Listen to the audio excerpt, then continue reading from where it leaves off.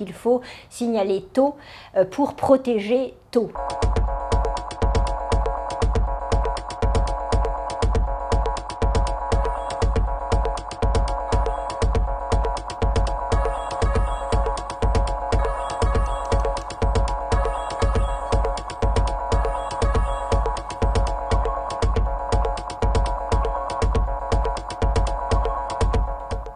Mais je pense que nous devons cette évolution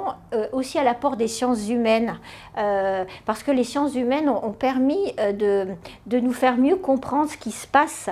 dans ce mécanisme des violences au sein du couple, et aussi ce qui se passe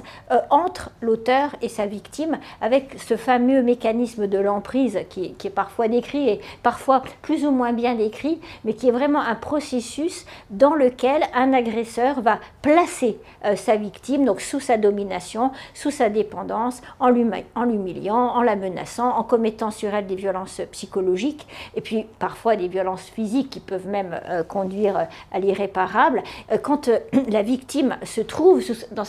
cette domination, sous cette dépendance, parfois, ce qui apparaît, et ce que j'ai pu voir aussi comme présidente de cour d'assises, c'est qu'elle a du mal à se rendre compte de ce qu'elle subit est anormal, et puis ensuite elle a tellement honte et elle se sent tellement dévalorisée qu'elle n'ose pas parler ou qu'elle ne veut pas parler. Il ne s'agit pas de la considérer comme incapable ou d'agir pour elle, mais à un certain moment, lorsque le danger la menace vraiment gravement, je pense que oui, c'était important de permettre au médecin de parler pour elle, de révéler pour elle, sans que ce médecin ou ce soignant risque une quelconque poursuite pour violation du secret médical. Certains psychologues disent que un enfant qui est exposé comme ça aux violences du couple parental subit un traumatisme comme celui qu'il subirait s'il voyait une scène de guerre. Il ne faut pas oublier les enfants quand on parle de violences faites aux femmes ou de violences au sein du couple, parce que les enfants qui sont au milieu de tout ça, ils sont aussi victimes, ils peuvent être victimes directement. Il y a plus de 20 enfants chaque année qui meurent justement dans le cadre de ces violences conjugales ou de ces meurtres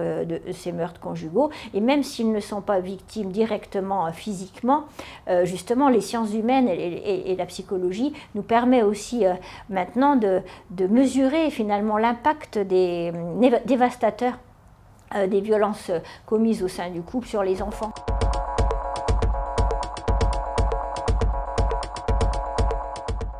Donc c'est par exemple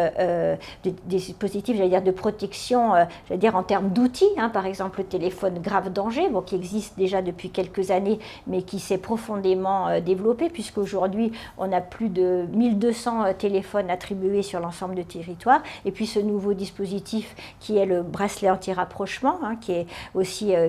mis en place depuis un an, là maintenant à peu près, avec 1000 dispositifs disponibles, et là depuis peu, plus de 400 appareils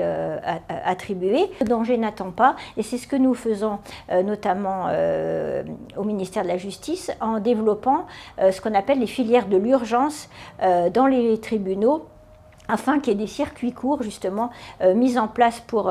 traiter ces violences, et j'allais dire de A à Z, c'est-à-dire du dépôt de plainte ou du dépôt d'une requête en ordonnance de protection devant un juge aux affaires familiales, jusqu'à l'exécution, jusqu'à l'audience, avec des audiences dédiées par exemple, la prise en compte de la victime au moment de l'exécution de la peine, ce qui est quand même quelque chose d'assez nouveau, et on voit se développer par exemple des protocoles signés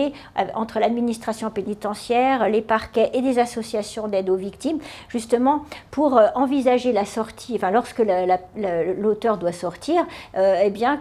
protéger éventuellement la victime si on sent qu'il peut encore y avoir danger, notamment en lui octroyant un téléphone grave danger. Donc je pense que c'est vraiment, il faut plein de choses, tous ces éléments-là réunis pour que les choses évoluent, me semble-t-il.